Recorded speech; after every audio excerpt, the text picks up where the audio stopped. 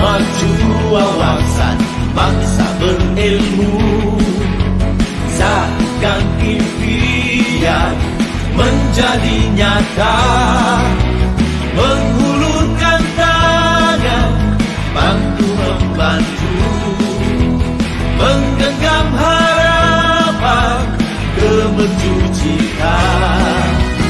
Kita luruskan tujuan jalan hidupmu, sembang duniawi juga ukhrawi.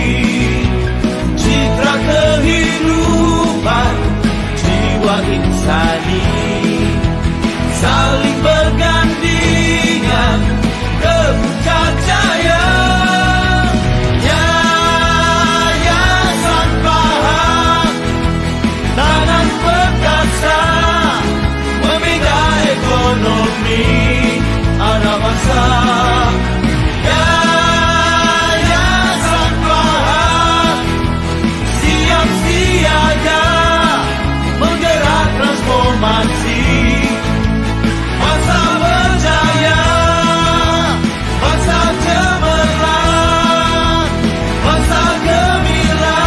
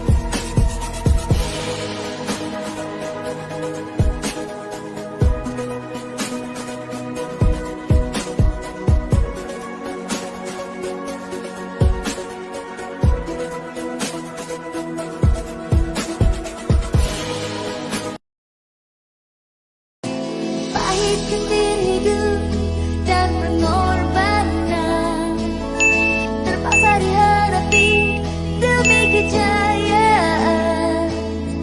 Terdidik sejak mula tabah berusaha, tanpa coba melangkah tak kemana.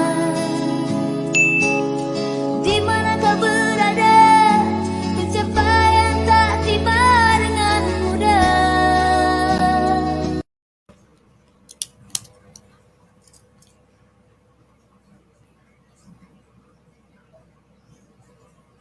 Muhammad Hamdi Ahmad Hakimi antara 50 anak Malaysia yang bertuah melakar sejarah negara apabila terpilih melanjutkan pengajian di Universiti Harvard. Assalamualaikum warahmatullahi wabarakatuh. Selamat datang kepada tuan-tuan, puan-puan, guru-guru, anak-anak pelajar yang bersama dalam sidang secara langsung di FB Yayasan Pahang pada pagi ini. Ya, anda bersama saya Nur Khadilah binti Mustafa atau lebih dikenali sebagai Madam Lala, kaunselor di Mak Tafiz Negeri Pahang. InsyaAllah akan bersama dengan anda pada pagi ini, insyaAllah.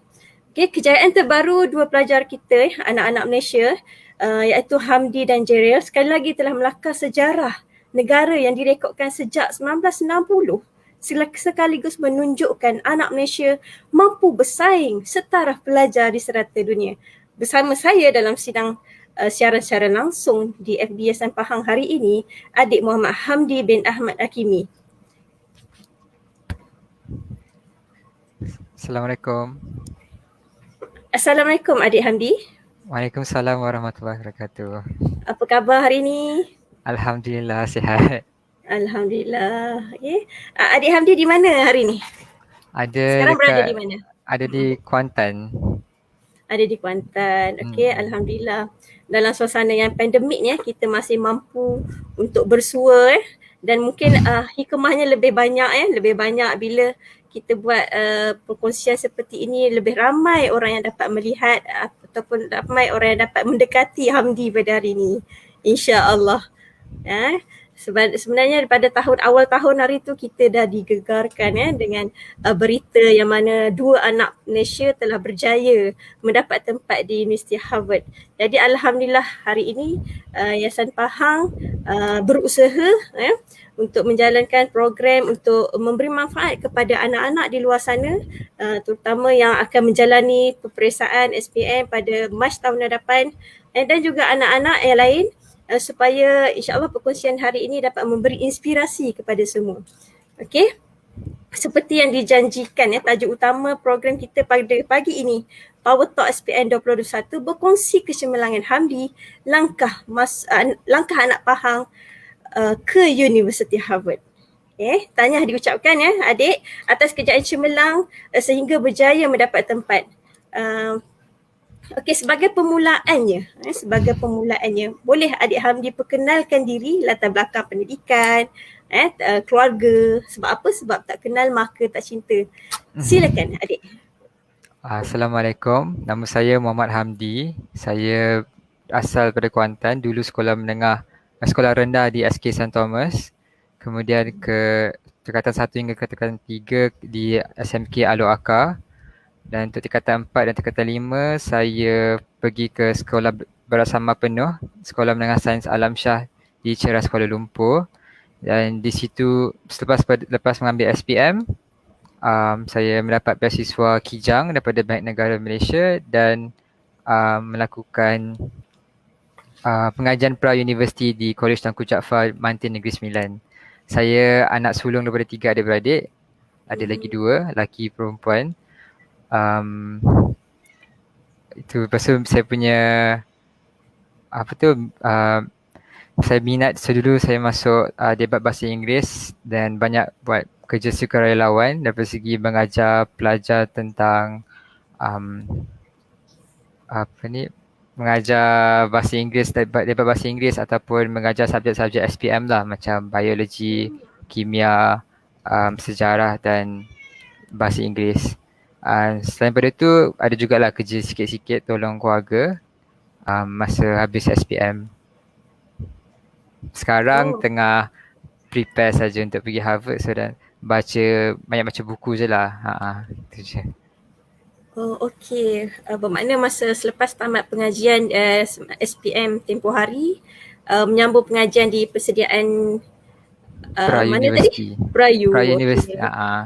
Pra-University. Di mana tadi? Di College Tengku Jaafar, Mantin. College Tengku Jaafar. Dalam bidang apa tu? Persediaan sambung pengajian apa tu? Sebelum nak pergi ke luar negara, so kena ambil A-levels dahulu. Jadi depends, bergantung kepada subjek apa yang nak ambil untuk degree nanti. Jadi kita boleh pilih subjek tu sendiri. Okey. Jadi saya adik dapat Jadi saya ambil macam matematik, macam further mathematics tu macam maths, further maths lah macam tu. Maths dengan further maths. Lepas tu ekonomi, sejarah dengan lagi satu saya buat macam thesis paper. Okey. Okey, apa perasaan adik Hamdi apabila mendapat berita yang adik telah berjaya ditempatkan di universiti yang tertua dan terkemuka lah di dunia ini? Mula-mula rasa bersyukur satu, dan tak, sebab saya macam apply pergi ke sana pun tak adalah macam memang daripada dulu nak pergi ke sana.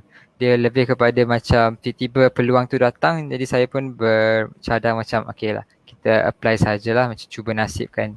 Jadi bila dapat interview, dapat semua tu, dan tiba-tiba boleh dapat hari tu, macam bersyukur. Dan hari tu macam takut jugalah, ingat lagi macam takut juga, macam nervous sebab masa tu saya dah fikir macam saya nak pergi US lah daripada pergi UK. Jadi macam memang harap-harap dapat satu universiti pergi US lah.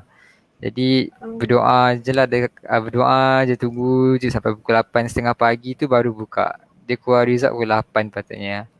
Dia macam minta apa yang terbaik sajalah masa tu. So lepas dapat tu macam happy dan telefon ibu bapa dengan cikgu-cikgu. Okey, alhamdulillah. Jadi adik Hamdi, sejak bila sebenarnya Amdi impikan untuk masuk ke Universiti Harvard ni, ataupun macam mana berlaku tu? Okay lah, Yang dia cerita ramai lah. mungkin pelajar-pelajar nak tahu ya. Saya rasa saya dulu masa saya dapat beasiswa Bank Negara, saya banyak fikir nak pergi United Kingdom lah, UK. Sebab, Mm-mm. tak ada sebab sebenarnya, sebab ramai orang nak pergi UK kan. Jadi macam okay lah, pergi UK juga. Oh, Tapi okay. bila saya sampai ke College Tunku Jaafar tu, macam banyak kawan-kawan saya yang bercadang nak pergi ke US. Lepas tu macam saya punya roommate nak pergi US, saya punya kawan yang sebut kelas sama nak pergi US, meja makan tu pun nak pergi US. Jadi saya pun fikir macam, kenapa saya tak nak pergi lah? Macam tu lah. Sebab saya jenis yang suka macam, tak suka, kalau ada peluang tu saya suka ambil sebab saya tak suka menyesal.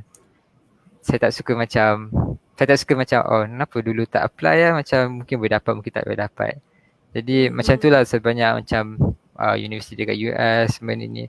Jadi mula-mula sekali macam bulan 3 tahun 2020, macam masa tu baru start nak tulis essay, nak siapkan aplikasi semula. Tapi pada masa tu, tahun 2020 tu, bulan Mac kan COVID. And then masa tu Donald Trump masih jadi presiden. Jadi macam bila beritahu ibu bapa, macam tak bersetuju sangat lah sebab macam bahaya. Jadi saya pun macam masa tu baru start lockdown kan, PKP yang pertama. Jadi so saya letak je idea tu bawah, macam tak apa, biar je dulu. Lepas tu tak ada apa-apa jadi sangat pun, tak ada fikir, tak ada apa. Sampailah bulan 11, deadline dia bulan 1. So bulan 11 tu ada junior ni lah. Junior ni memang nak pergi US. Jadi dia suka nak pergi UC, macam contoh University of California, Berkeley, macam Yale University. So dia plan nak pergi sana lah. Jadi masa tu macam tak sangka kan, macam kita orang borak-borak dalam bilik, dalam dorm. Borak-borak. Masa dia pun tengah tengok video tu kan. Jadi dia pun tiba-tiba macam tanya saya macam, Hamdi, kenapa kau tak nak apply pergi US tu? Masa tu saya pun tak letak idea kan. Jadi macam bila dia cakap macam tu, macam saya pula jenis teringat balik macam, kenapa tak apply lah. Jadi lepas pada tu, besok pagi tu saya dah start application dah. Dah start cari cikgu macam mana nak apply lah. Lalu tak tahu semua, tanya kawan macam nak apply, macam ni nak apply. Jadi macam tak sangka-sangka pun nak apply sebenarnya. Macam tu je. Macam selalunya orang apply nak pergi sana ambil masa, kadang-kadang selalunya orang buat lah yang normal macam 4 bulan, 5 bulan baru start aplikasi. Saya setengah bulan, macam sebulan seminggu baru nak buat. Jadi macam pack lah, macam tak cukup masa lah. Lebih kepada macam tu lah, sebulan setengah berbanding macam orang lain macam 6 bulan. Kadang-kadang kalau kat US pun pelajar-pelajar kat sana ambil masa macam 2 tahun nak fikir apa nak tulis. Okey. Bermakna pengaruh rakan ya semasa buat persediaan tu pengaruhi Hamdi untuk memilih US untuk sambung pengajar di peringkat seterusnya ya. Ya, okey. Jadi nampak kita punya pengaruh rakan ataupun sokongan daripada orang sekeliling tu penting untuk kita melakarkan ataupun kita meneruskan di mana tempat pengajian yang sebaiknya untuk kita InsyaAllah. Okey, jadi bila kita melihat setiap orang, kita dengar Hamdi pelbagai pencapaian telah diterima, pelbagai-bagai jadi apa pencapaian yang tertinggi yang telah diperoleh oleh adik Hamdi? Pencapaian paling tertinggi masa bagi saya dapat masuk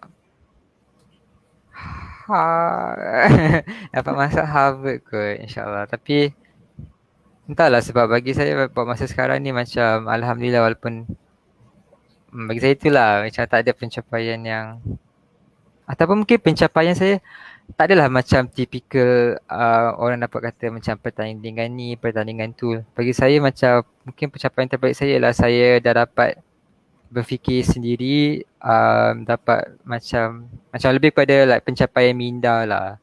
Daripada segi saya banyak buat eksplorasi, banyak belajar tentang perkara-perkara yang saya tak pernah buat. Contoh dia macam dulu saya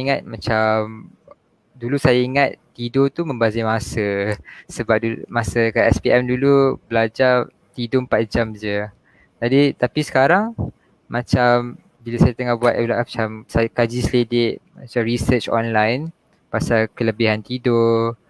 So dia macam tidur sebenarnya bagus. Macam tidur pun sekarang saya fikir macam okay, tidur pun belajar sebab bila tidur kita simpan memory, kita simpan informasi yang kita dah dapat. Bila tidur tu informasi dia akan store information and then help us untuk macam selesaikan masalah, problem solving lah dalam minda sendiri. Jadi macam bagi saya tu pencapaian terbesar saya lah bila saya boleh berfikir lebih daripada apa yang boleh berfikir dan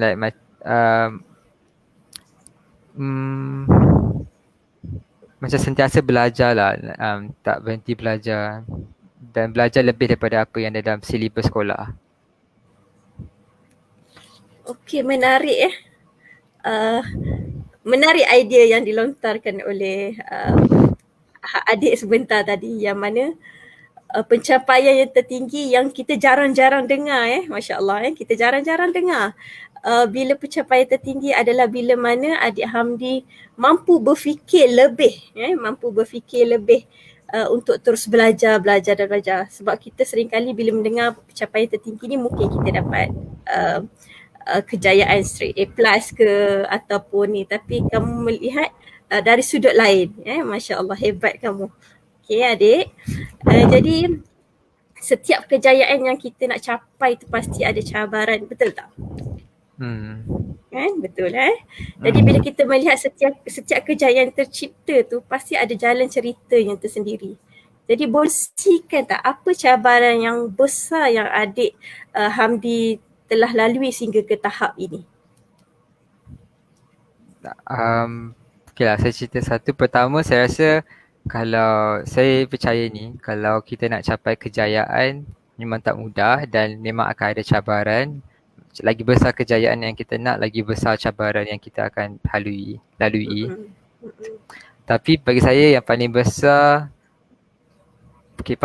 saya tak rasa dia paling besar daripada segi macam masalah tu sendiri lah. Bagi saya dia paling besar sebab masa tu saya tak pandai nak menguruskan ataupun menyelesaikan masalah ataupun cara nak tengok masalah. Jadi masa tingkatan 3, tahun tu bulan 2 nenek saya, sebab saya besar dengan nenek, sebaik dengan nenek, semua benda dengan nenek. Jadi tahun tu lah nenek meninggal. Jadi bila nenek meninggal tu saya macam, sebab saya lagi rapat dengan nenek pada mak dengan ayah. Jadi bila nenek meninggal tu saya jadi macam lost sikit lah, macam sedih gila, sangat sedih lah. Lepas tu bila sedih tu bulan 4, bulan 5 tahun sama tu saya tiba-tiba hidap penyakit psoriasis. Sebab stres sangat, tak tahu ada something yang trigger saya punya autoimmune untuk macam produce. So sakit psoriasis ni lebih kepada macam badan jadi sisik. Jadi bila kena panas, bila panas macam merah gatal. Dia jadi macam tak duduk bawah panas. Jadi masa tahun tu lah macam jadi insecure, tak nak pergi. Saya tak pergi sekolah sebulan setengah macam tu. Masa tu tahun PT3, tak pergi sekolah sebulan setengah. Lepas tu start main game. Macam tu lah baru start. Macam main game tak je lah terus. Masa saya macam barulah saya macam tak healthy lah. Saya duduk rumah, tak keluar, lepas tu main game je pada pagi sampai malam. Jadi bagi tu, tapi tu masalah tu besar sebab saya tak reti macam mana nak handle masalah. Dan sebab itulah saya ambil keputusan untuk keluar daripada rumah dengan keluar daripada Pahang lah masa tu. Sebab saya rasa macam saya nak kena start benda baru. Sebab tak boleh lah macam duduk rumah je. Sebab masa tu memang dah rasa macam nak lari sekejap lah. Macam nak pergi tempat lain baru, macam untuk start baru. Ya Allah, pelbagai ujian yang kamu lalui untuk mencapai sehingga ke tahap ini. Jadi setiap orang tu sudah pasti ada ujiannya. Jadi bagaimana Hamdi nak melalui nak keluar daripada keadaan yang stres sangat tadi? Mungkin boleh dikongsikan dengan adik-adik. Saya tak cerita yang tu lah. Yang tu saya rasa macam masa tu saya tak pandai nak uruskan. Jadi saya pilih uruskan tu saya pergi keluar tu. Luar pada Pahang. Tapi bila saya masuk asrama masa tu barulah saya macam bila solat tu macam solat macam lebih khusyuk dengan macam lebih banyak belajar tentang ilmu agama lah. Tapi sekarang saya kalau ada masalah apa-apa saya jenis yang fikir okay macam okay, kenapa aku ada masalah. Saya cakap aku tak apa. Kenapa saya ada masalah ni? Macam kenapa macam Allah nak beritahu aku apa ni sebenarnya. Itu satu. Lepas tu macam apa sebenarnya ni. And then lebih kepada macam saya rasa macam bersyukur. Kena macam bersyukur je ada masalah ni sebab okay at least masalah ni ada nak mengajar sesuatu daripada untuk sesuatu benda lain. Jadi saya bila ada masalah ada apa-apa je yang muncul saya ambil peluang tu untuk belajar dan macam fikir ada benda ni kenapa ni macam tu lah. Jadi sebab tu sekarang kalau ada masalah apa-apa Alhamdulillah saya macam okay sebab saya dah pandai urus masalah. Kalau dulu tak pandai, bila dulu macam banyak macam kenapa macam kenapa saya kenapa ni, tapi sekarang macam mana tak ada orang nak jaga dah. Tapi sekarang lebih kepada macam tak apa, insyaAllah boleh, tak ada masalah macam tu lah. Lebih kepada cara menyelesaikan masalah tu lah yang berubah. Masalah tu masih ada tapi saya tak fix. Sebab tu saya rasa walaupun sekarang ada masalah ke tak ada masalah, saya rasa macam sama je sebab cara tu dah berubah. Allah, kunci kejayaannya dalam kata lain kita perlu bersyukur dan terus berfikir bagaimana kita nak keluar daripada keadaan tu. Adik Hamdi? Bersyukur susah senang satu dengan like tak adalah mungkin tak pasti minta petunjuk, minta tolong je lah satu. Tapi satu lagi usaha jugalah. Usaha. Ya, betul. Kejayaan demi kejayaan yang kamu telah tercipta, Hamdi. Mungkin ada yang tertanya, ada ke makanan tambahan ke ataupun jenis makanan yang bagaimana yang Hamdi ambil hari-hari sehingga ke tahap ini? Makanan Ya. Dulu tak adalah macam jaga makan betul-betul tau. Jadi macam dulu, tapi saya memang jenis tak makan Maggi. Tapi tak makan Maggi. Tapi tak ada Maggi sebenarnya tak ada kaitan pun. Saya rasa macam tak ada kaitan. Cuma macam makanan, dari segi makanan tu dulu adalah ambil macam madu, kismis kan. Lebih kurang macam tu. Masa SPM. Masa tu. Tapi sekarang saya memang jaga makan. Saya fikir macam okay, kenapa kita makan, macam tadi saya cakap berfikir tu kan, kenapa kita makan ialah makan untuk jaga kesihatan, bukan makan untuk kenyang. Bukan makan untuk kenyang sahajalah. Sebab tu bila makan, contoh makan Maggi, makan benda-benda ringan, macam tak ada masalah. Cuma masalah dia lah bila kita makan kenyang tapi dia tak ada khasiat. So bila tak ada khasiat tu macam tak berguna lah makan tu sebenarnya, macam counterintuitive, macam tak faham tak, macam counterintuitive sebab kita makan sebab nak dapat khasiat untuk badan. Tapi apa yang kita makan tu kenyang tapi tak ada khasiat. Jadi sekarang saya banyak macam hati-hati dengan apa yang saya makan dan kurangkan makanan yang berproses. Bagi satu sebab saya sekarang jadi vegetarian sebab dekat US susah nak dapat makanan halal, macam daging halal dengan daging tu kan. Jadi saya macam malas lah nak fikir pasal benda-benda macam ni, jadi vegetarian je lah, senang. Jadi sekarang pun jadi tak makan lah macam makanan proses, tak makan daging ayam yang kadang-kadang kan ayam kan banyak cocok-cocok kan, macam ada estrogen, jadi pun tak ambil. Lepas tu kalau udang makanan laut pun kadang-kadang tak tahu macam ada microplastic dalam, kadang-kadang ada research tunjuk macam dalam makanan laut ada microplastic, tapi dia tak ada efek kat, masa sekarang macam research kata macam tak ada efek sangat lah. Tapi itu saya punya diet lah sekarang. Tapi tak, lebih kepada macam makan benda yang dapat membantu kebesaran sel. Makan dengan ada niat nak makan, bukan makan untuk kenyang. Ya, Masya Allah. Okay. Mungkin ada yang mencatat ada yang nak mengikut seperti Abang Hamdi jaga pemakanan sebab dia banyak berfikir. Betul lah kata Hamdi sebentar tadi, sebab dia satu pencapaian dia banyak berfikir. Jadi setiap apa dia nak buat, even dia nak memilih makanan pun Jika makanan tu tak memberi khasiat pun, dia seperti tak berguna lah Jadi perlu berfikir apa makanan yang memberi manfaat pada diri dia.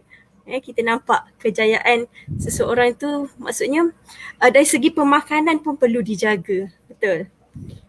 Betul. Sekarang Ha.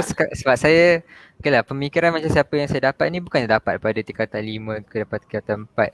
Saya dapat baru macam jumpa diri sendiri, baru jumpa apa sebenarnya yang saya nak dapat dalam dunia ni. Sebab masa tu salah satu dengan pasal aplikasi nak pergi ke US ni, dia punya soalan dia macam contoh UPU, okay lah bukan macam UPU macam UK.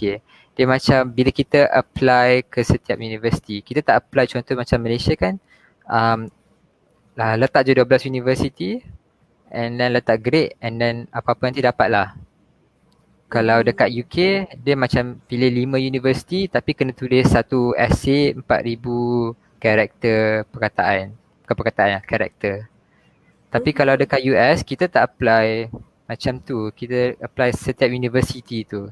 Jadi contoh dia, kita tulis satu essay 650 perkataan. Lepas tu contohlah nak apply Harvard, Harvard ada lagi 4 essay. Tapi itu untuk Harvard saja.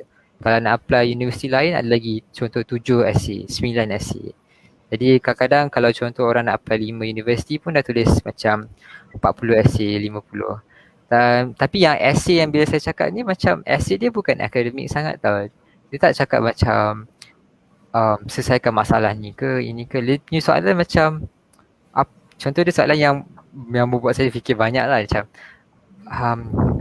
apakah macam identiti yang melambangkan apa pada mana kamu datang, ataupun contoh apa masalah yang kamu pernah hadapi, macam mana kamu hadapi dan apa yang kamu belajar tentang diri sendiri lepas menghadapi masalah itu, ataupun macam apakah aktiviti-aktiviti yang anda suka lakukan dan kenapa. Tapi macam bila tanya kenapa tu kan, saya contohlah kita macam mengajar orang ajar sejarah ke biologi, macam kita ajar sebab benda tu baik, nak tolong orang.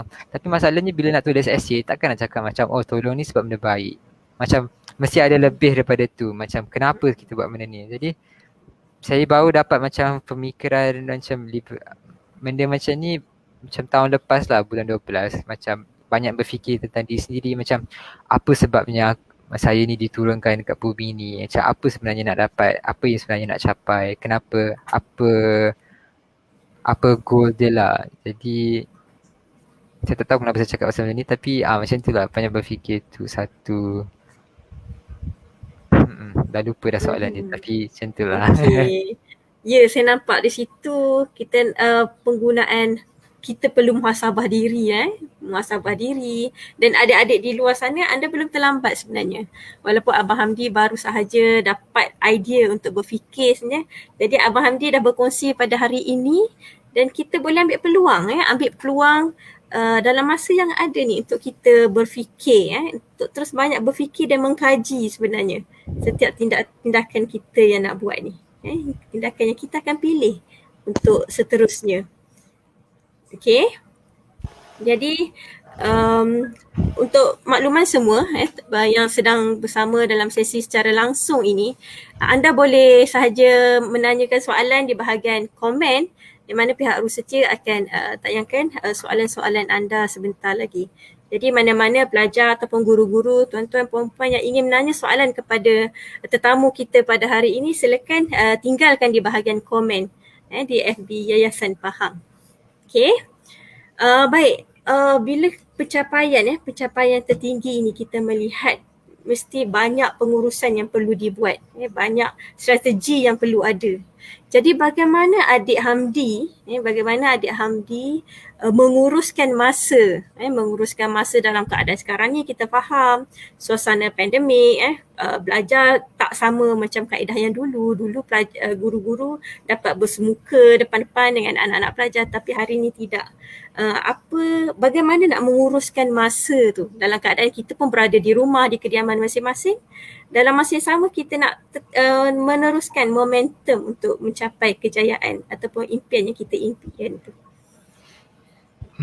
Pertama, sebelum saya ceritakan macam mana nak uruskan masa, saya kena berterus terang lah. tak semestinya saya pun dulu struggle ataupun macam ada cabaran jugalah awal-awal tu untuk lebih produktif dan bekerja masa pandemik. Sebab saya ingat bila pandemik datang tahun lepas 2020, saya ada macam masalah lah awal-awal tu sebab dulu goal macam tak tahu nak uruskan masa lebih sebab saya tak tahu apa yang saya nak capai dalam hidup. Sebab saya punya impian masa tu adalah untuk mendapat beasiswa dan pergi luar negara. Tapi saya kena buat pra-universiti kat Malaysia. Jadi saya pun ada kat Malaysia lagi untuk 2 tahun. Jadi bila saya punya goal tu ataupun impian tu benda yang boleh dicapai dan bukan senang dicapai, yang boleh dicapai dan macam finite lah. Jadi bila kita dapat tu kita rasa jadi frustrated. Okay, sekarang ataupun jadi lost sebab kita dapat apa yang kita nak tapi tak tahu nak buat apa dah. Jadi untuk tahun lepas saya struggle banyak lah macam tiba tak adalah banyak macam tak fokus banyak sangat dekat sekolah masa tu sebab exam cancel, um, pula kat rumah kan. Jadi saya banyak macam masak satu, lepas tu macam main game balik. Benda yang saya dah tinggal setahun setengah je tu macam mula main game balik. Lepas tu macam tengok YouTube, belajar benda-benda yang tak semestinya sekolah lah. Tapi sekarang saya dah belajar pada kesilapan saya yang dulu. Saya dah macam okay, dulu tak patut buat macam tu sebab bazir masa. Jadi sekarang saya banyak macam okay, apa yang nak kena buat ataupun saya seimbangkan antara belajar, macam jaga kesihatan dengan tidur. Sebab benda tu penting lah bagi saya buat masa sekarang. Jadi buat masa sekarang saya bangun, sebab saya suka bangun pagi. Saya jenis yang memang bangun pagi. Jadi selalunya macam pukul 5, pukul 6 tu dah bangun dah. Dan saya suka memang buat kerja pagi je lah. Dan saya pun tahu yang tidur awal tu bagus. Jadi saya punya plan macam selalunya pukul 10. Plan dia pukul 10 lah. Tapi selalunya pukul 10 kat rumah ni susah nak tidur. Jadi kadang-kadang ke 11, 11.30 tu dah tidur lah. Jadi lepas tu saya suka macam jadual saya tu macam macam sebab kan macam tak tahu sebab macam saya suka macam tidur qailullah tu pukul 12.30 dan bila seimbangkan tu macam bila petang pukul 4.30 lepas asar tu dah start nak main sukan. Saya dulu boleh jogging kan, jadi saya pun jogging dengan saya punya cousin yang duduk dekat-dekat, ataupun yang beli tali skipping. Lepas tu saya belajar buat yoga online macam free je dekat YouTube semua. Belajar macam mana nak bersenam. Jadi macam itulah bagi saya belajar tu ataupun menggunakan masa tu tak semestinya belajar pasal contoh sekarang ni mungkin banyak belajar SPM kan. Bila menguruskan masa tu belajar tu tak semestinya belajar SPM. Bagi saya belajar tu banyak benda boleh. Kadang-kadang definisi belajar tu kadang-kadang buka YouTube belajar pasal contohlah masa tu seorang pelajar ni mungkin minat pasal nuclear science ke, minat coding. Mungkin kat sekolah tak ada coding tapi dia buat coding. Bagi saya tu pun belajar dan tak ada masalah kalau dia orang nak teruskan minat semua tu sebab kadang-kadang minat ni dia berfungsi macam datang hari ni tiba-tiba kita minat, contohlah tiba-tiba saya minat pasal Formula 1 contoh. Lepas tu minat Formula 1 tu bila sampai macam dulu saya kata macam tak apalah tunggu 3 hari nanti baru baca balik pasal Formula 1. Tapi masalah je lah bila sampai 3 hari tu, bila sampai nanti bila nak buat tu macam dah tak minat dah. Jadi kadang-kadang memang kita manusia ni memang ada banyak minat dan kadang-kadang minat tu datang tiba-tiba. Jadi bila minat tu datang tiba-tiba bagi saya macam teruskan je belajar minat tu. Macam research lah berapa banyak pun sampai bosan. Sampai bosan tu nanti akan datang subjek lain pula. Ini belajar je sampai bosan. Benda-benda tak semestinya belajar kat sekolah lah, tak semestinya. Kadang-kadang mungkin belajar tu nak macam saya pula dulu dan sekarang macam tak suka sangat bila cikgu-cikgu macam bagi tahu macam okay ni formula ni kena pakai untuk ni. Saya macam kenapa bagi tahu formula ni? Formula ni datang macam mana? Like apa sebabnya formula ni diwujudkan? Jadi kalau pelajar tu minat, dia boleh research lebih seorang diri ataupun dengan kawan-kawan tentang benda-benda macam ni. Okey, belajar. Belajar bukanlah tertakluk hanya pada akademik semata-mata lah. Hmm. Ya, maksudnya apa sahaja ilmu yang kita rasa nak tahu dan kita boleh terus cari maklumat. Dalam keadaan sekarang ni pun kita melihat semuanya di hujung jari. Kita boleh akses. Walaupun di sekolah mungkin tak sediakan pembelajaran yang kita inginkan, contoh macam coding tadi lah, macam disebut oleh adik Amdi tadi. Jadi dia bukan bermakna kita tak boleh belajar, tapi kita perlu cari peluang bagaimana untuk mencari maklumat untuk kita mengetahui sesuatu bidang tersebut. Betul? Ya. Betul. Okey. Memang tak nafikan cabaran tadi.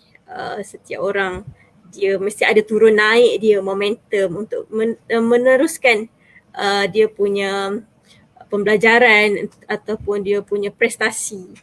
Jadi mungkin ada tips mungkin yang kita tak tahu yang diamalkan oleh adik Hamdi ni. Apa tips untuk belajar secara online ni? Belajar secara online. Dia okay, sebab saya pun struggle sebenarnya. Struggle, betul. Kita tak nafi memang struggle. Saya kalau nak fikir tips pun, sebab dia saya pun tak pasti, sebab kadang-kadang saya tak pasti sebenarnya, sebab satu, masa ada online class saya struggle. Tapi sebab sekolah contoh sebab masa tu saya tingkatan 6, jadi sekolah buka masa PKP masa bulan 9 tahun lepas. Lepas tu sebab saya kelas macam tu SPM, jadi ada kelas fizikal, jadi saya pun tak ada kelas online banyak sangat. Jadi banyak kelas fizikal je tahun lepas dengan tahun ni. Tapi kalau nak bagi nasihat pun mungkin saya rasa macam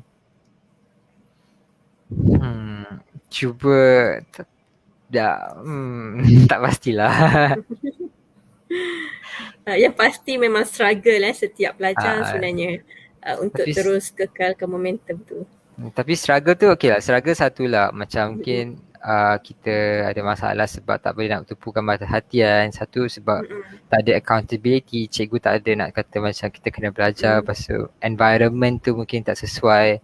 Mungkin bagi saya lebih kepada environment tu sendiri. Macam kita asingkan tempat kerja dengan tempat rumah. Ataupun contoh laptop untuk buat kerja, handphone untuk consume, untuk consume internet ke, consume Instagram ke, consume YouTube channel, YouTube ke. Jadi bagi saya baru belajar ni 2 hari lepas saya.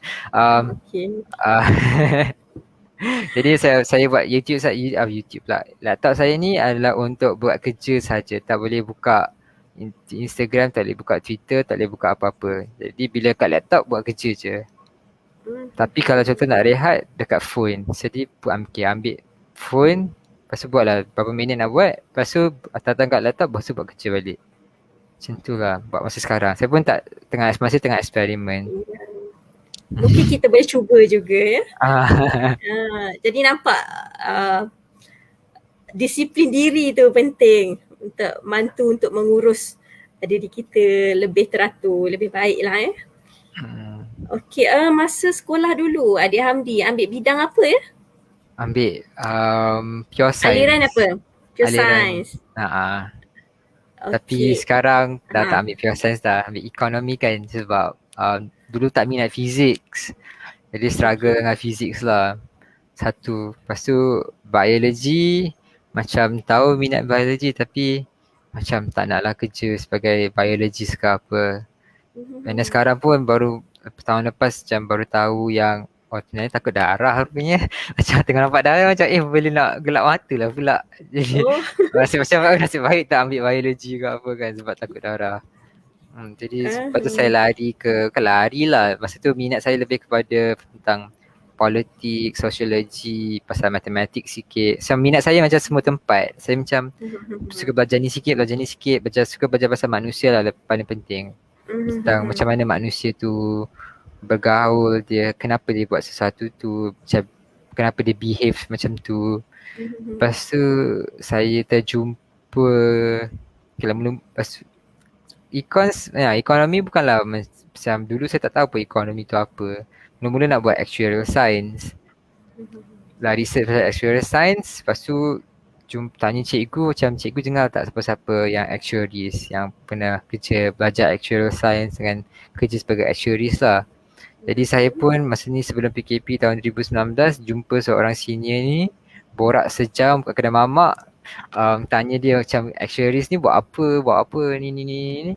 Lepas tu lepas pada tu macam okay dah tahu dah, okay, tak nak buat actuarial science, macam bos, macam tak minat. Jadi lebih kepada saya banyak tanya senior, banyak tanya kawan, kalau tak ada kawan semua ni pun tanya internet je lah.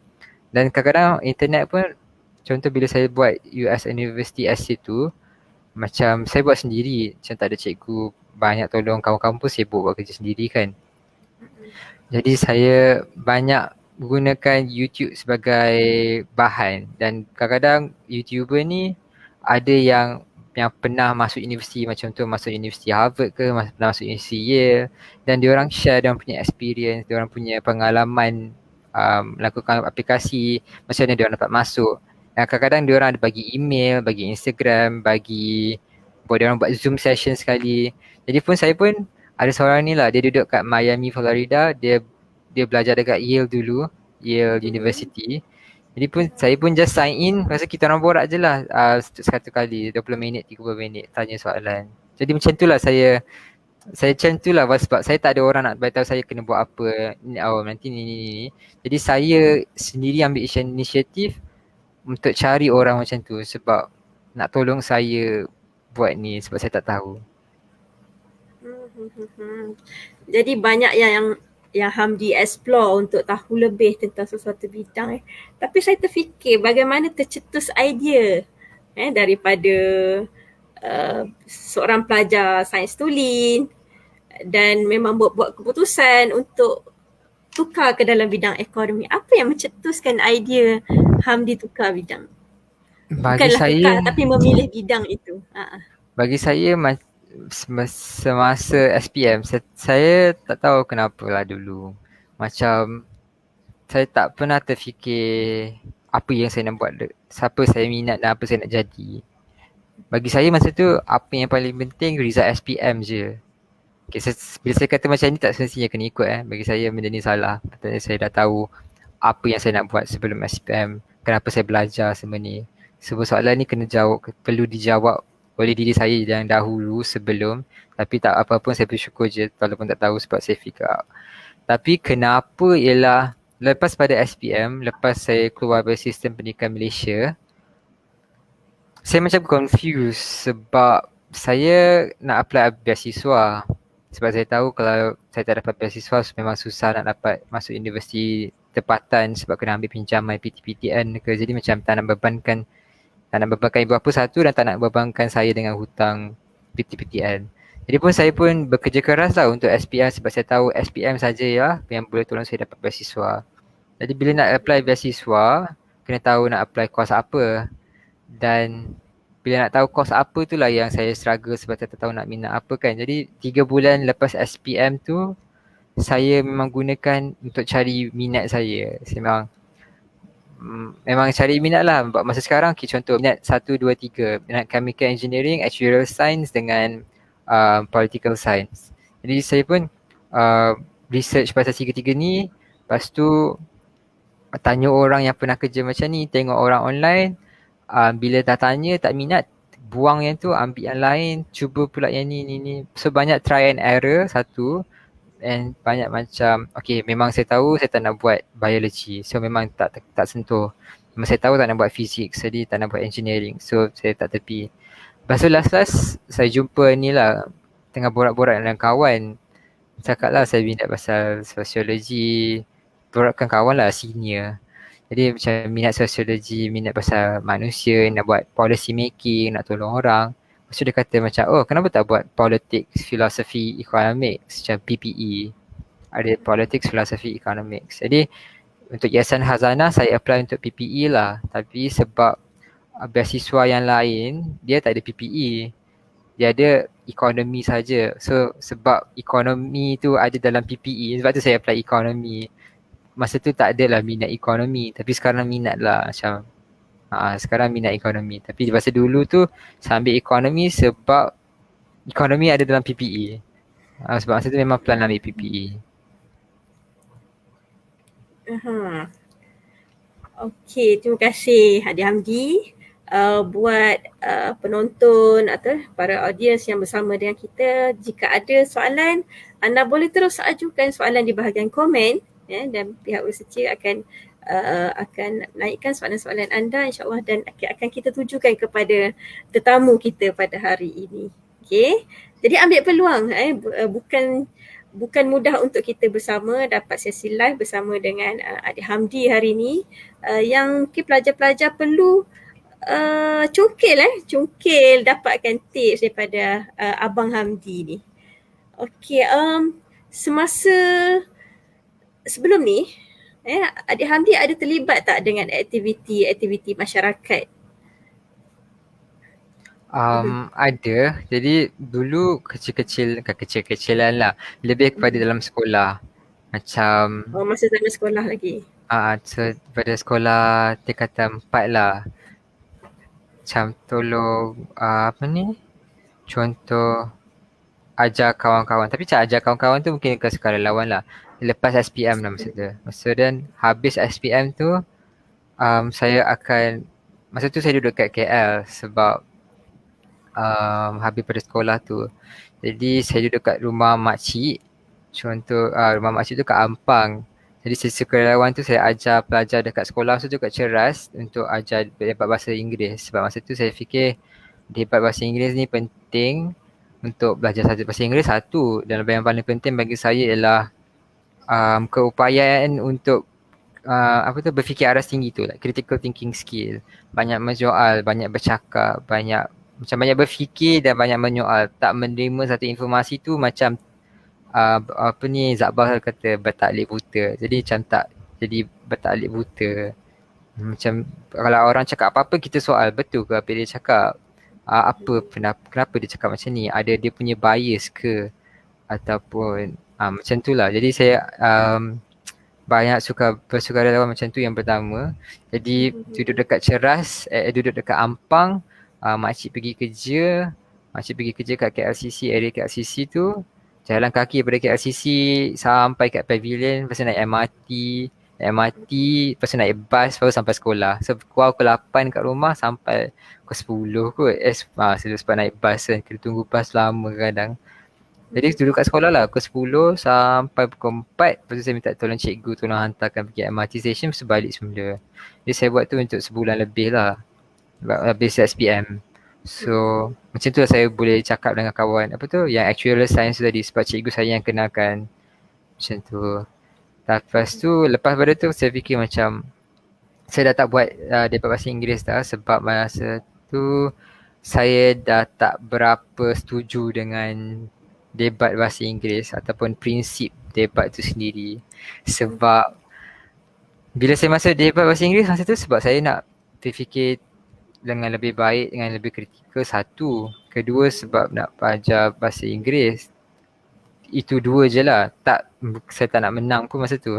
Jadi dan bila debat ni dia selalu macam melawan. Macam saya melawan, macam ada tension pun ataupun ada resistance bahasa Melayu, macam ada tu lah resistance dalam diri saya. Sebab kadang-kadang apa yang saya cakap saya tak percaya. Bila dalam debat bahasa Inggeris atau debat bahasa Melayu, kan ada kerajaan dengan ada pembangkang. Dan bila ada macam ni, mereka akan macam, kita orang akan macam, kita je yang betul.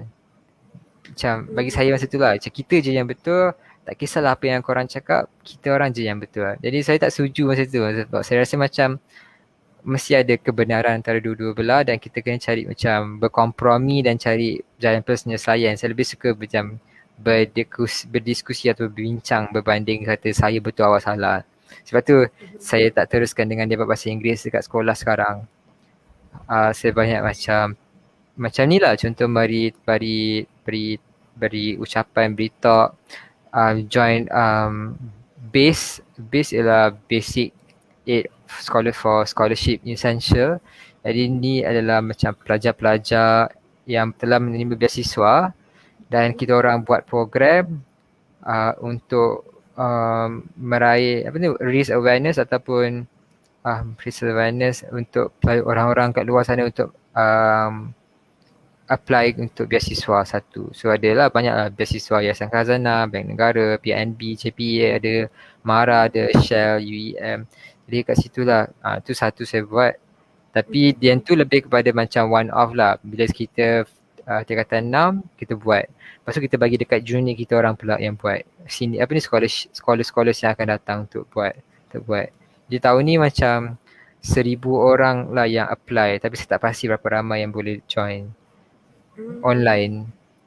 Itu satu. Lagi satu yang paling terbaru ialah masa COVID tahun lepas, PKP tahun 2020 tu, 2020, masa tu yang pertama lah, Mac 2020, saya, kawan-kawan saya serta saya, so kawan seorang ni lah yang bagi idea apa mungkin kita patut bagi duit allowance kita orang untuk 1 bulan untuk tolong orang-orang susah yang mungkin terjejas teruk dengan PKP. Jadi masa tu 40 scholar bagi duit sebulan kita orang untuk kos tu lah. Jadi untuk program tu. Jadi mula-mula dapat 10,000, daripada 40 orang dapat 10,000. Tapi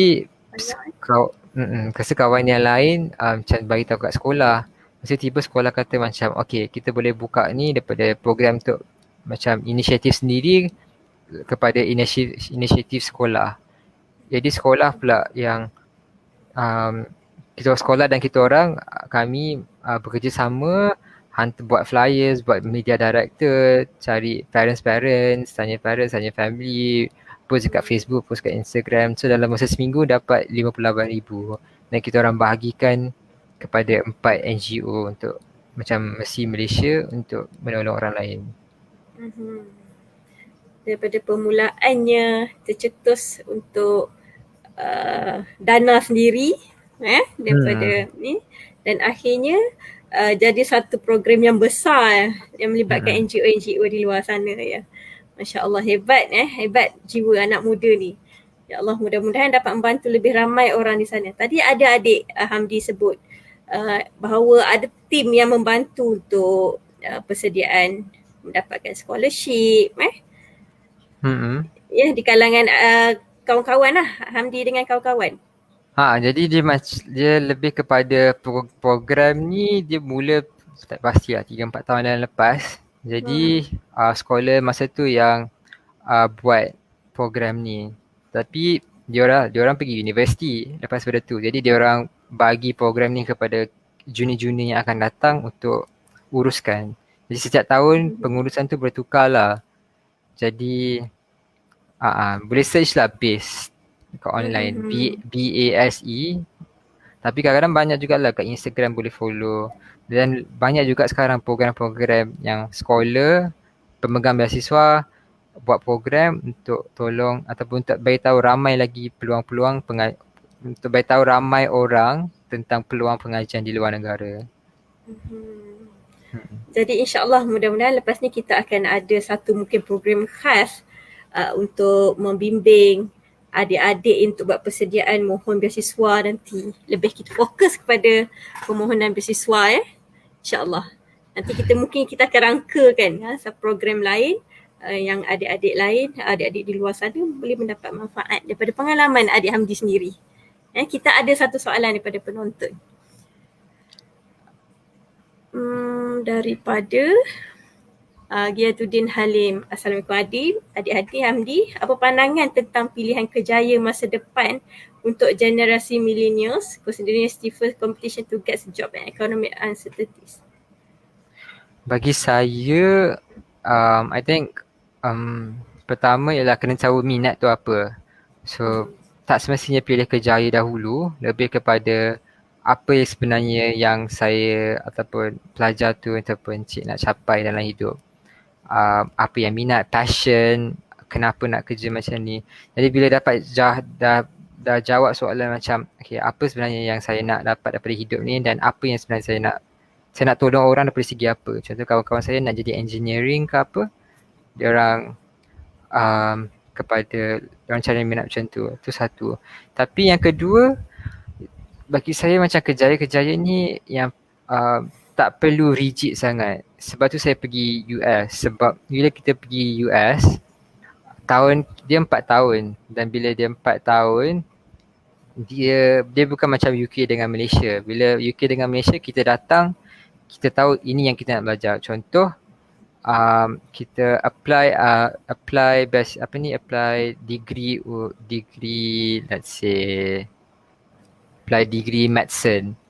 So memang akan pastilah akan dapat degree medicine tu. Tapi kalau dekat US, tahun pertama tu kita tak declare apa yang kita nak major. Jadi tahun kedua tu baru kita macam figure out apa yang nak kita capai macam ataupun apa yang kita nak belajar tahun kedua. Dan lagi satu kat US ni dia multidisciplinary. Jadi tak semestinya contoh belajar medicine je.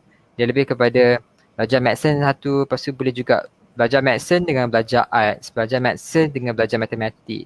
Dia boleh campur banyak-banyak benda. Bagi saya yang paling terbaik apa yang kita boleh buat sebagai masyarakat dengan uncertainty semua ni ialah lebih kepada cari satu skill yang which is technical. Mana orang perlukan kita dan orang tak boleh dapat daripada mana-mana. Contoh bagi saya macam ekonomi. Macam nak buat analisis semua tu memang kena ada ilmu ekonomi, cara nak guna statistik, cara nak guna maths, so dan ada ilmu teknikal tu satu. So bila ada ilmu teknikal tu then you're specialized satu and like you have a expertise lah, coding for example or engineering or these things. And then like if you kalau nak boleh explore benda lain lah. Bila ada ilmu teknikal ni, contoh bagi saya sekarang ada ilmu teknikal econs tapi saya minat pasal sociology, teologi, anthropology, filosofi. Jadi saya belajar pasal benda macam tu. Dan saya gunakan tu untuk jadi macam multidisciplinary, bukan belajar satu benda je, macam banyak benda supaya lebih versatile dan tak semestinya rigid dengan kerjaya saya. Sebab pemilihan kerjaya ni bertukar. Satu, kita bertukar dan kerjaya tu sendiri tukar. Tapi apa yang kita boleh ialah kita cuba buat diri kita dinamik dengan fluid kepada perubahan diri serta perubahan tempat kerja. Tak kisahlah apa yang berlaku pada masa hadapan, saya boleh macam jadi dinamik macam okay mungkin sekarang tak sesuai dengan ni. Jadi tapi saya minat benda ni tapi at least ada technical ni. Jadi macam tu lah, jadi dinamik dengan fluid. Okay, menjadikan diri kita yang dinamik. Menarik poin dikongsikan sebentar tadi. Okay, kita ada soalan seterusnya. Daripada Syams Paharin, salam Adik Hamdi. Okay, apakah core of motivation untuk Adik Hamdi mendapat keputusan SPM terbaik, mendapat scholarship dan pergi ke universiti terkemuka di dunia? Dan juga tips untuk elakkan procrastination. Okay, silakan. Soalan yang baik man, soalan yang patut dijawab. Bagi saya salah satu kesilapan saya dahulu ialah masa saya tingkatan 1, 2, 3 saya fikir dunia ni habis dia tingkatan 5, habis SPM, belajar 3 tahun, lepas tu kena kerja. Lepas tu saya belajar, itu saya punya pemikiran dulu. Saya tak tahu pun ada pra-universiti, bila pilih universiti ni macam universiti lain, macam ada lebih lagi daripada itu. Macam hidup tu tak semestinya macam linear macam tu lah, tu satu. Jadi motivation saya pada awal-awalnya ialah masa tingkatan 4 dengan 5 tu lah nak dapat beasiswa sebab nak keluar daripada Malaysia. Tu motivation dia lah. Jadi sebab nak dapat beasiswa kena dapat keputusan semelang SPM. Jadi sebab tu saya belajar SPM, sebab saya dapat beasiswa dan pergi luar overseas. Jadi tapi masalah ialah bila kita punya motivation tu benda-benda macam tu. Contoh bila saya dah dapat keputusan cemerlang SPM, lepas tu dah dapat beasiswa, lepas tu jadi macam confused. Macam jadi macam lost sebab okay, sekarang dah dapat apa yang nak. Jadi sekarang nak buat apa? Macam okay, sekarang nak belajar apa? Jadi masa saya dekat Kolej Tengku Jaafar tu tahun pertama memang saya struggle lah sebab saya macam tak tahu nak buat apa dekat situ. Macam kenapa dulu saya belajar keras-keras lah, macam kenapa dulu belajar sampai 15 jam, tak jaga kesihatan, tak jaga makan, belajar je tak buat benda lain kan. Macam kenapa lah dulu macam tu, sekarang ni nak buat apa lah. Sebab masa tu kat Kuala Tengku Jaafar tiba-tiba saya tak tidur 4 jam, saya tidur 8 jam. Lepas tu bila tidur 8 jam tu saya cakap diri saya macam kenapa saya tidur lama sangat ni, macam kenapa tak buat kerja ni, macam selalu tidur 4 jam boleh je tapi sekarang macam tidur 8 jam. Saya macam masa tu macam banyak benda macam terbawa figure out, baru nak tahu pasal diri sendiri. Tapi sekarang motivation saya ialah lebih kepada saya nak tolong orang. Dan satu, tolong orang sebab apa? Sebab banyak orang yang tolong saya dulu dan saya nak tolong orang lain. Tu satu. Dan saya nak, kalau boleh lah, macam saya nak semua orang dekat Malaysia ni ataupun dunia lah in general, semua orang berusaha untuk menjadi diri mereka yang paling terbaik, ataupun in English it sounds better lah, to be the best version of yourself. So then in what sense tu tak tahu apa, tapi to be the best version of yourself dan like daripada segi belajar ke, daripada segi apa you macam sentiasa berusaha untuk jadi lebih baik pada dahulu. Dan bagi saya motivation tu sebab saya buat goal yang hampir mustahil nak capai, yang supaya saya tak jadi frust. Jadi bila goal tu hampir mustahil nak sampai, saya takkan fikir macam okay sekarang dah dapat goal ni, sekarang nak kena buat apa. Saya lebih kepada okay, at least hari ni lagi dekat dengan goal berbanding semalam. Dan hari esok akan lagi dekat goal saya kepada saya punya impian tu berbanding semalam. Jadi setiap hari saya akan semakin dekat dengan impian saya.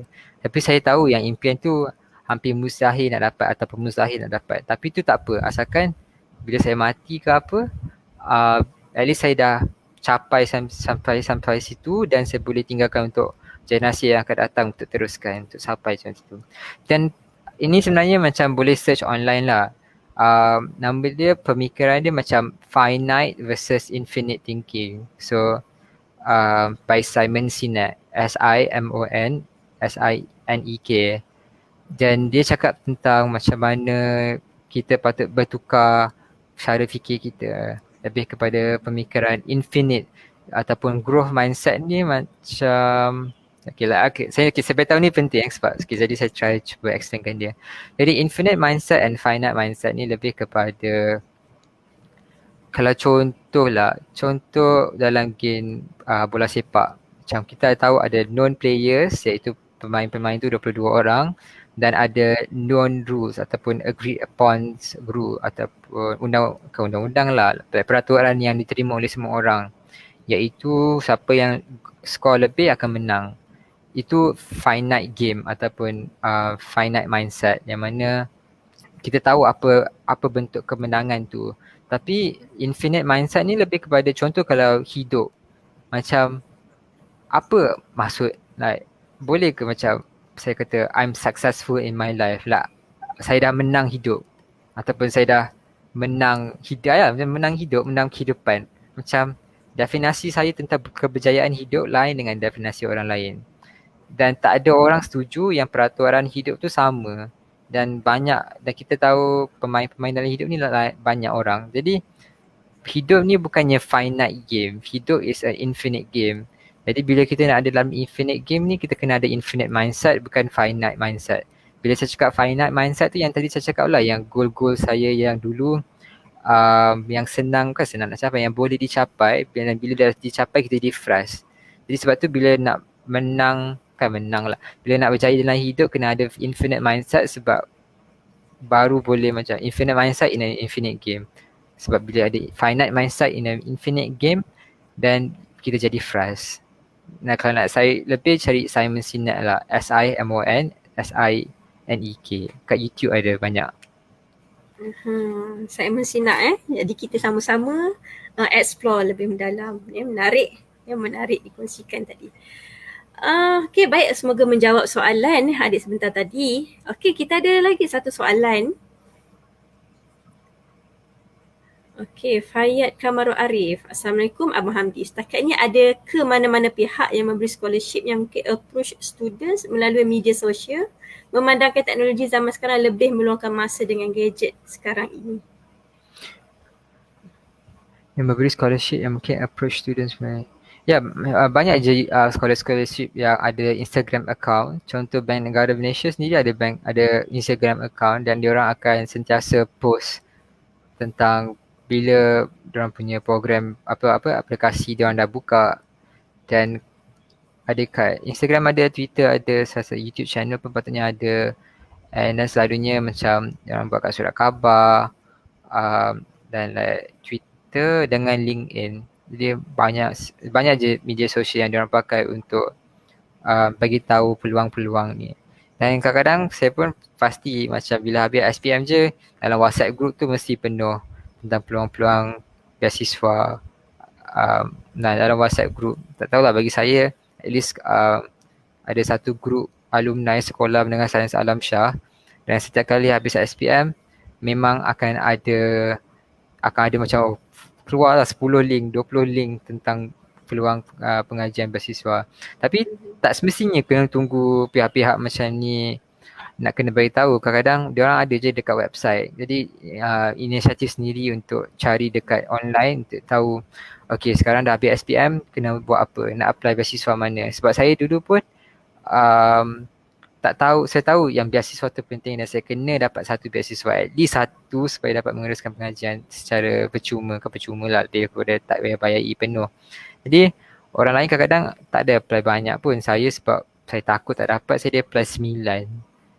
Tapi sebenarnya boleh je lagi apply 10, 11. Jadi apply je berapa banyak nak apply. Apply je sebab kita tak tahu macam tu rezeki kita. Jadi akhirnya saya apply 9 tapi saya dapat 3. Tapi Alhamdulillah at least dapat 1.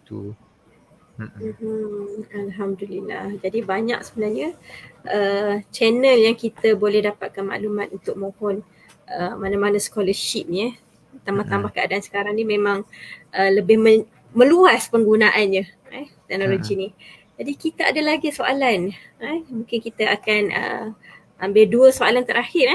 Okey, Assalamualaikum Adik Hamdi. Apa perasaan ibu bapa dan harapan mereka pada Hamdi memandangkan sebelum ini Adik Hamdi bagi tahu yang adik tinggal dengan nenek dan bagaimana nenek Adik Hamdi mendidik sehingga berjaya ke tahap sekarang ini?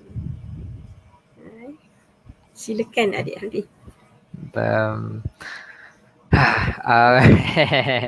Sorry ya. Bagi saya macam harapan ibu bapa dengan perasaan tu, mula-mula bila dapat, sebab saya kata tadi kan, mula-mula ibu bapa tak bersetuju sangat nak pergi ke US sebab jauh dan semua. Tapi saya jenis yang macam, bukanlah saya jenis macam tak apalah, ni hidup saya kan. Lebih kepada macam benda ni tak haram pun sebenarnya. Macam, jadi faham tak maksud saya? Macam benda ni tak haram daripada segi tu. Macam, jadi tak ada apa-apa berdosa pun kalau saya apply pun. Dan saya ingat lagi yang bulan 11 tu pun saya masih cakap dengan ibu bapa saya macam saya nak apply US sebab kat UK tak boleh tak ni. Dan macam diorang pun tak berapa setuju sebenarnya. Tapi saya jadi macam okay, tak apa, dah dapat offer nanti baru cakap nak pergi mana. Apply je dulu. Saya cakap macam tu lah kat ibu bapa, macam apply je dulu, dapat offer ke apa tu. Lepas tu bila dah dapat Harvard ni, macam bila saya tahu ibu bapa saya, macam sebab diorang tak pergi universiti kan.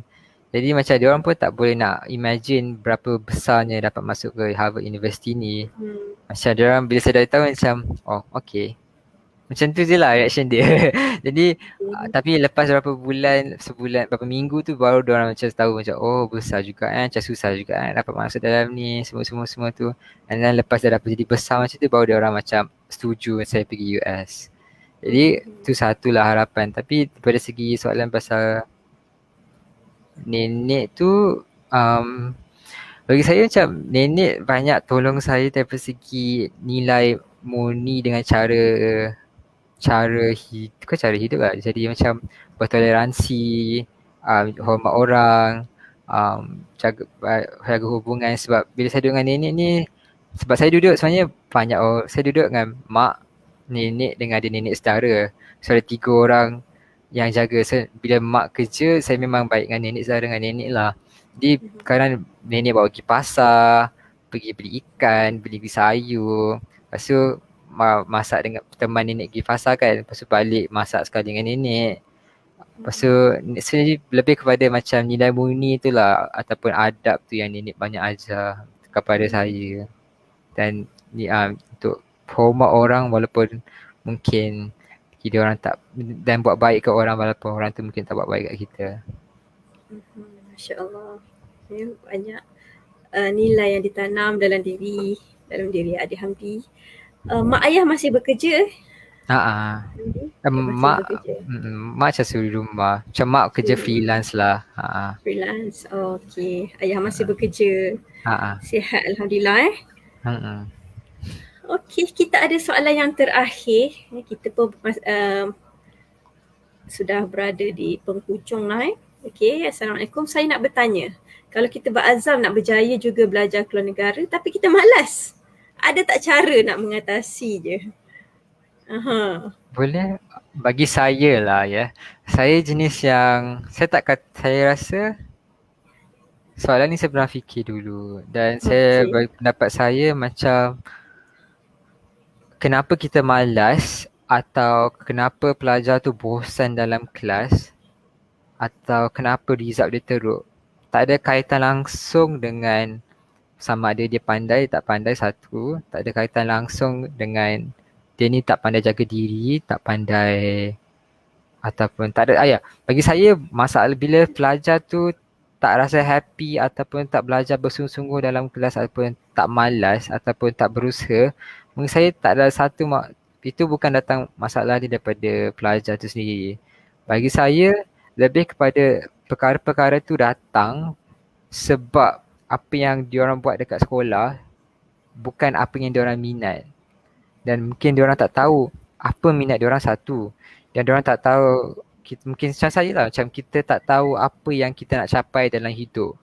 Macam mungkin adik boleh tanya diri sendiri macam kenapa Allah turunkan adik dalam dunia ni?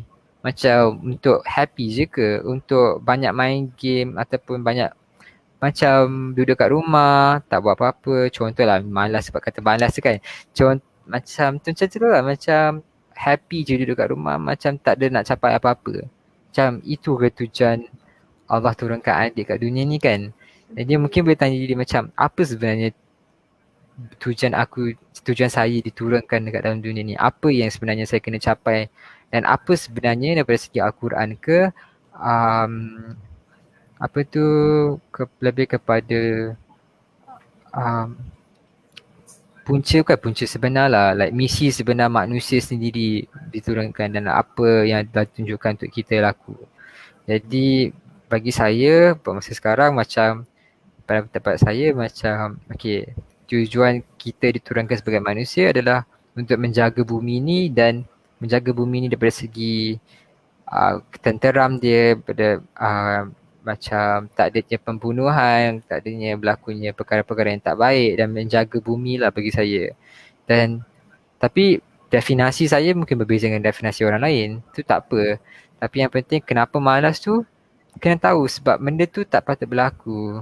Sebab mungkin malas tu ada sebab lain kenapa adik malas, bukan sebab adik pemalas. Lebih kepada ada benda lain yang buat adik malas, sebab adik tak minat ke, adik rasa macam environment tu sendiri macam tak ni, ataupun tak ada kawan-kawan ke, tak rasa semangat sebab tak tahu nak buat apa. Jadi kena tahu kenapa malas tu satu yang paling penting. Dan bila dah tahu kenapa, kena tahu sekarang kena buat apa nak kena solvekan masalah ni. Sebab kena tahu macam tak boleh jadi malas lama-lamanya sebab tak bagus. Sebab tak boleh tak boleh nak berjaya, tak boleh nak capai apa yang kita nak capai. Dan bila dah jadi itulah bagi saya step dia lah. First kena tahu kenapa malas, dan kedua bila dah tahu kena cuba selesaikan dan kena aktif selesaikan. Sebab dia macam ni lah, bila kita fikir saya nak jadi kaya, contohlah kaya ke, nak jadi pandai ke, nak jadi buat ada business ke, dia macam dia takkan datang kat kita lah. Faham? Contoh dia macam saya nak jadi kaya, dia takkan tiba-tiba dia besok akan jadi kaya. Tak kan? Jadi kita tak boleh kata macam tak apalah tunggu bila jadi rajin. So tak boleh kata macam tu sebab memang dia tak berfungsi macam tu. Kita macam kita basically kita kata kat diri kita tak apalah tunggu je lah duit datang, tunggu je lah jadi kaya, nanti tiba-tiba jadi kaya. Jadi macam bukan itu mindset yang kita perlu ada lah. Lebih kepada kita kena berusaha sendiri untuk capai apa yang kita nak. Kita tak boleh tunggu benda tu datang. Dan kaya tu saya bagi example sebab senang nak faham. Tapi bagi saya tak patutlah kerja untuk cari duit. Sebab tak bawa meaning maksud, tak bawa meaning banyak pun kat hidup ni. Ya, saya suka dengan idea dan setuju juga dengan pandangan Hamdi tadi. Ya, malas bukan bermakna tak pandai. Tapi kita perlu bermonolog lah dengan diri sendiri untuk mencari apa faktor yang menyebabkan kita jadi macam tu. Dan kita cari kaedah alternatif. Kita perlu explore lebih mendalam bagaimana kita nak keluar daripada keadaan tu. Okay. Jadi mungkin ramai yang melega lah dengar malas ni sebab aku tak pandai ke tidak. Dia bukanlah bermakna kita tak pandai. Tapi kita perlu explore lebih mendalam tentang diri kita. Okey, saya terfikir nak bertanya sesuatu lah pada adik Hamdi sebelum kita dalam tempoh yang ada berbaki tak lama je saja lagi. Bila bercakap tentang nilai murni tadi. Okey. Dia ada kaitan dengan yalah kita belajar sebagai seorang pelajar. Kita perlu jaga adab-adabnya. Okey, boleh adik Hamdi komen sikit tak tentang adab dan akhlak pelajar ni dalam tempoh sekarang ni. Kita belajar suasana online. Bagi saya adab tu paling penting dalam hidup manusia tu. Lagi penting pada kita punya ilmu, daripada kita punya sebab sebelum kita nak belajar sendiri pun kita kena betulkan adab kita dengan orang. Itu satu. Sebab kalau contohlah kita nak tolong jadi Perdana Menteri ke atau apa-apa jabatan kerajaan ke apa kan, ataupun tak kisahlah apa-apa pun. Lebih kepada kepentingan minda pandai tu tak membawa maksud. Macam bolehlah orang tu Perdana Menteri tu pandai mana lah pergi Harvard, Stanford, campur MIT semua pun dapat beasiswa ni, dapat beasiswa tu, kalau dia tak ada adab dan dia tak ada rasa nak tolong orang, macam tak bawa pergi mana-mana. Lebih baik kita ada orang yang tahu tentang adab dan tahu tentang amanah dan tahu tentang tanggungjawab. Walaupun dia tak pandai tapi dia tahu benda tu, tapi dia boleh cari orang lain untuk tolong dia dan dia ada kehendak nak tolong orang. Itu lebih baik bagi saya lah, itu lebih baik daripada ada orang pandai tapi at the end dia dia macam gunakan ilmu dia tu untuk menindas orang lain. Okay, satu proverb lah, like pantun macam tu lah saya dengar dekat online, macam dia kata ilmu ni boleh digunakan sama ada untuk menindas orang lain atau untuk membebaskan orang lain daripada yang ditindas. Jadi kalau kita nak membebaskan orang lain daripada ditindas tu, satu kena ada adab lah supaya kita tak menggunakan ilmu kita untuk menindas. Kedua, kita kena ada ilmu untuk tolong orang lain daripada ditindas. Jadi bagi saya adab tu paling penting. Lagi satu sebab ilmu tu cahaya. Saya ingat macam tahun lepas saya memang macam bela kan. Jadi saya beli buku ni lah. Saya beli buku tentang The Art of Studying from an Islamic Perspective. Jadi dia cakap tentang adab, dia cakap pasal ilmu tu cahaya, jadi kurangkan cakap benda tak baik, cakap benda tak berfaedah supaya ilmu tu senang nak dapat. Dan saya boleh katalah sebab saya pun sekarang dah memang dah tone down tentang nak mencarut ke, nak cakap benda-benda tak baik. Jadi bila macam tu, jadi macam sekarang saya berselah yang bila orang cakap memang saya senang sikit nak simpan. Tak tahulah placebo effect ke atau memang betul. Tapi tak kisahlah placebo ke tak placebo, asalkan benda tu function dan saya okay. Tu. Jadi bagi saya adab tu paling penting pada ilmu. Belajar adab dulu baru belajar ilmu. Belajar hormat orang, bercakap baik, bersyukur. Walaupun orang cakap baik, pas kalau cakap buruk pasal kita bersyukur je, macam tak apalah. atau yang satu husnuzon dekat orang lain, bersangka baik. Sebab at the end tak membawa apa-apa pun kalau kita marah ke orang lain, bawa stres je. Lagi satu sebab saya sakit psoriasis kan. Jadi bila sakit psoriasis ni saya bersyukur lah sebab bila dia akan naik kalau saya stres. Jadi bagi saya macam bila tengah stres tu tiba-tiba naik tu macam saya stres ke ni. Jadi macam waktu saya stone Dia down. bagi signal Dia bagi signal kat badan macam dah stres. So bila saya tengah belajar saya stres tu saya buat benda lain lah. Saya stop, saya buat benda lain. Itu satu. Lepas tu bila saya tak kisah pasal orang lain jadi macam dah tak stres sangat lah. Sebab penat kadang-kadang. Sebab dulu saya compare diri saya dengan orang lain jadi penat. Macam penat satu. Lepas tu selalu complain. Bila complain banyak sangat pun dulu complain tentang hidup kan. Macam kenapa aku sampai saya ke, kenapa macam ni tak ada duit ke ni kan. Macam bila kita complain banyak sangat pun saya pun jadi penat. Sebab bila nak complain ni, penat betul lah. Jadi saya pun dah belajar macam okay lah tak payah complain lah, malas, penat. Jadi macam tu lah belajar. Dan kalau ada masalah-masalah hidup pun sentiasa bersyukur sebab perkara-perkara dalam hidup macam memang dalam hidup memang akan ada masalah. Tu satu. Memang akan sentiasa, memang hidup ni untuk diuji. Tapi yang kedua ialah hidup tu sendiri mengajar kita perkara yang sekolah tak boleh nak ajar. Contoh dia macam hidup tak macam hidup macam sekolah tak boleh nak ajar macam mana adik nak selesaikan masalah. Tapi saya cerita nak selesaikan masalah daripada ujian hidup. So bersyukur dengan apa-apa ujian yang mungkin adik siapa-siapa dalam ni lah yang mungkin tengah hadapi sebab benda tu mengajar kita tentang hidup dan cara nak selesaikan masalah. Ini pesanan daripada Abang Hamdi Jadi antara adab dan ilmu mula adab mulaannya syarat pertama dalam menuntut ilmu adalah mula dengan adab Jadi mungkin ada sikit tambahan boleh adik Hamdi pesan pada pelajar-pelajar yang akan menghadapi SPM, adik-adik yang mungkin tingkatan 4, tingkatan 3 yang bersama dengan kita pada hari ini. Pesanan-pesanan abang untuk adik-adik ni? Bagi saya yang paling penting ialah kita lebih kepada effort diri sendiri. Macam contohlah, tak payah tunggu orang lain untuk jadi berjaya sebab ataupun tunggu orang lain untuk sistem pendidikan tu berubah. Sebab bagi pendapat saya macam saya tak mampu nak tunggu dia orang tukar benda tu sebab mungkin tahu satu ambil masa lambat. Dan kalau pun dah berlaku macam memang tak akan tu. Jadi saya tak nak biarkan saya punya surrounding ataupun circumstances ataupun masalah hidup mendefinisikan berapa banyak saya berjaya ataupun tak berjaya. Sebab ada banyak je dalam contohlah hidup saya macam ada banyak je peluang untuk saya give up atau berhenti dan kata macam tak apalah, penat lah, macam tak nak lah berjaya macam tak apalah duduk rumah je. Macam ada je banyak peluang tapi saya tak pilih sebab saya tak nak jadi macam tu. Jadi tak kira lah adik sekarang tingkatan 3 ke 4 ke 5 dah boleh start macam cari minat. Yang paling penting bagi saya ialah cari kenapa adik nak belajar tu sendiri. Kenapa adik pergi sekolah dan bangun pergi sekolah. Macam kenapa setiap pagi bangun tu pergi sekolah. Kalau adik boleh tahu kenapa adik nak pergi sekolah dan tu lebih baik sebab bagi saya dapat tahu kenapa saya pergi sekolah lambat. Umur 19 baru tahu. Mungkin adik sekarang umur 13, 14, 15 sampai 18, 17 kan. At least adik start awal dan baguslah bila start awal.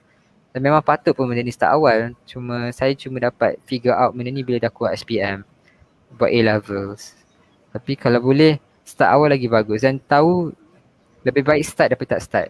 Dan tak ada apa-apa yang terlambat. Dan jangan ulang 3 kali. Jangan okey dah 5 kali. Macam limitkan diri sendiri. Contoh kalau saya nak kata tak boleh dapat lah masuk Harvard ni, tak boleh dapat lah masuk Yale, tak boleh dapat lah beasiswa ni. Bila cakap macam tu memang akan jadilah macam tu. Tapi bagi saya lebih kepada positif, macam insya-Allah boleh dapat. InsyaAllah apa-apa yang terbaik akan datang. Macam apa yang saya boleh buat ialah saya berusaha je, saya apply je. Sebab saya tak nak tak nak menyesal nanti kan. Jadi saya berusaha sedaya upaya, hantar je aplikasi, dapat tak dapat tak kisah. Lagi penting tak dapat, lagi bagus tak dapat dan apply daripada tak apply dan tak tahu dapat ke tak dapat. Sebab Mhm. nanti in the future macam, lah kenapa aku dulu macam tak apply lah, tak boleh dapat. Contohlah. Dan bila macam cakap macam tu, kita jadi macam tak bersyukur satu. Dan kita rasa macam, nanti bila menyesal tu macam kita tak rasa gembira. Dan sentiasa, again tambah panjang pula kan. Lagi satu ialah sentiasa, in the English word is like comfortable being uncomfortable. Mhm. Sebab kalau kita rasa selesa dengan hidup, tu tak bagus sebab kita tak belajar.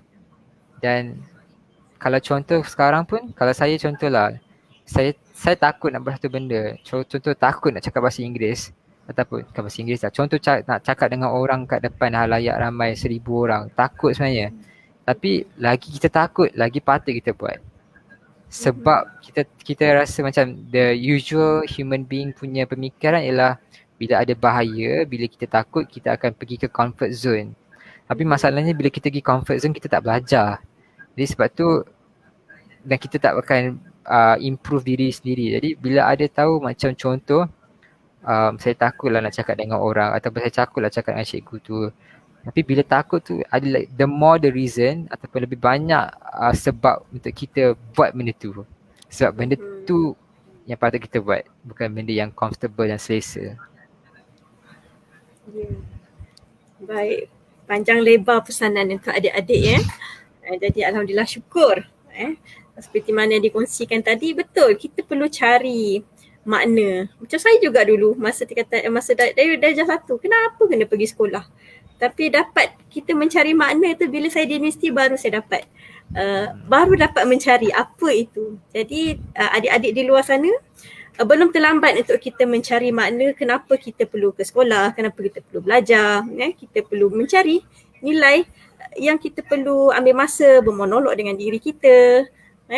Jadi insya-Allah satu masa nanti kita akan jumpa kunci dalam diri kita tu, insya-Allah. Jadi mungkin ada yang tertanya mungkin ada yang tertanya bila adik Hamdi akan meneruskan pengajian ni. InsyaAllah bulan 8. Bulan 8. Jadi kelas start 1 hari bulan 9.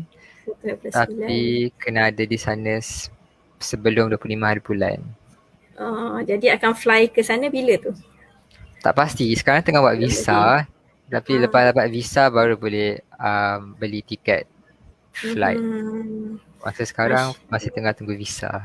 Doakan saya sebagai insya-Allah. Alhamdulillah bertuahnya kita dapat perkongsian hari ini. Sama-sama kita doakan kejayaan adik Hamdi untuk terus mencapai kecemerlangan, membawa nama Malaysia, terutamanya anak Pahang, terutamanya anak kelahiran Pahang ni, insya-Allah berbekalkan ilmu dan juga pengalaman yang akan terbina di sana nanti. Mudah-mudahan adik Hamdi akan pulang ke Malaysia ni bawa kemajuan kepada negara kita, insya-Allah.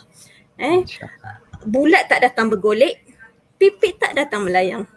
Agi hidup, agi ngalaban. Manjadah wajadah. Siapa yang berusaha, dia pasti akan dapat, insya-Allah. Jadi itulah segalanya bermula dengan usaha, doa tawakal, doa orang sekeliling, buat baik pada orang sekeliling, mak ayah, guru-guru, insya-Allah kejayaan tu pasti akan datang kepada kita. Jadi 1968 pelajar yang telah terpilih untuk masuk ke yang layak mendapat tawaran di Universiti Harvard, daripada jumlah permohonan 57,435, dan adik Hamdi adalah salah seorang pelajar Malaysia yang mendapat tempat di universiti yang terkemuka di dunia ini. Alhamdulillah. Inilah buktinya, insya-Allah pihak Yayasan Pahang akan meneruskan usaha untuk berkongsi dengan anak-anak Pahang terutamanya dan seluruh anak-anak Malaysia ni supaya dapat memberi inspirasi buat kalian di luar sana, yang mana kita warga Malaysia, anak-anak Malaysia ni tidak kurang hebatnya setanding pelajar-pelajar dunia lain. Malahan mungkin boleh jadi lebih baik daripada mereka, insya-Allah. Ini dah terbukti. Jadi terima kasih diucapkan sekali lagi kepada pihak Yayasan Pahang atas penganjuran program yang sangat bermanfaat ini. Terima kasih tak terhingga kepada tetamu jemputan kita pada hari ini, adik Hamdi.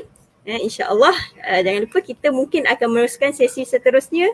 Mungkin ada yang nak tahu lebih lanjut tentang proses untuk kita mendapatkan tajaan beasiswa meneruskan pengajian, dan mungkin nanti kita boleh buat live semasa adik Hamdi di Harvard ke, mana kita InsyaAllah. mungkin ada rezeki, insyaAllah kita akan tengok, walaupun kita tak dapat pergi hari ni, kita dapat melihat suasana di sana. InsyaAllah mungkin rezeki-rezeki adik-adik yang akan datang ni.